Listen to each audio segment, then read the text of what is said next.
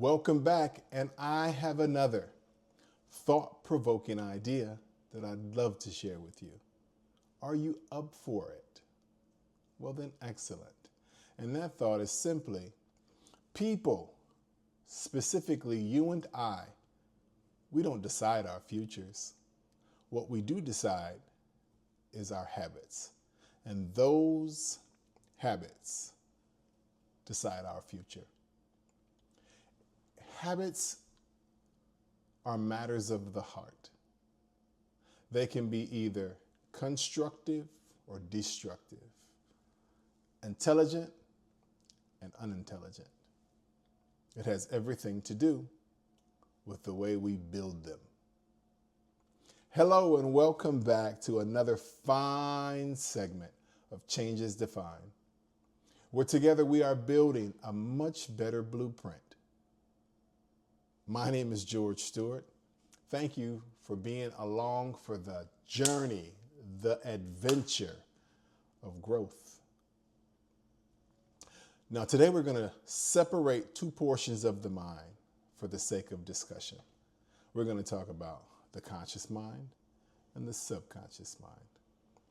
First, the conscious mind is where we attend to our daily affairs, learning new tasks, any new undertaking that we've never done before that requires our attention, a conversation, etc. We'll also learn of the subconscious mind or the below conscious mind, where patterns are formed when things are learned, and then the subconscious mind takes over that effort for you such that you don't have to attend to that matter anymore. Once a person, as an excellent illustration, learns to ride a bike, they'll never have to learn to ride the bike again. Once a person learns to drive, oftentimes you can go home from work thinking about something altogether different, but on a subconscious level, your subconscious mind knows full well how to drive, and you can arrive at home sometimes, again, thinking about something completely unrelated, and you still get home. That's the mastery of the subconscious mind. The subconscious mind also gathers information, memories, pains, and things that we've experienced all through our life. It is a collection of things that at one point perhaps did serve us, but now perhaps no longer. That information could use some updating. The subconscious mind also is where our habits reside. It's responsible for our involuntary systems, circulation, digestion, waste elimination, and so much more. You don't have to attend to your heart beating every day, moment by moment.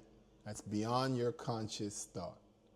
Simply stated, the subconscious portion of you develops and stores patterns as habits. It's the learning process for everything, for anything.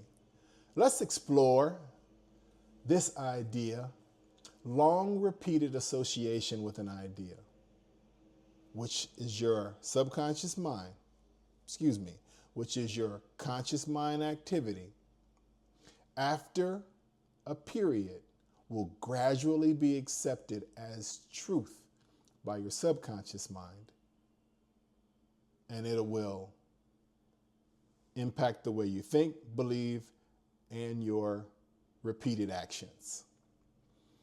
There is a law that as a man or a woman thinks, so is he or so is she. That law cannot be violated. You cannot perform any higher than the way you think and feel about yourself on a deep and emotional plane. There's a very real gap between you and your desires, you and your dreams. And that gap is emotional. Perhaps you don't feel good enough, worthy. The words that you heard as a child are still playing in the background every time you attempt to involve yourself in some form of growth, promotion, new relationship, and much more. Unless that gap closes, there could be no meaningful or lasting change. I'll leave you with this idea, and it's a powerful idea. It was penned by Aristotle many, many years ago. And it states that educating the mind, conscious mind, as we just discussed, without educating the heart is no education at all.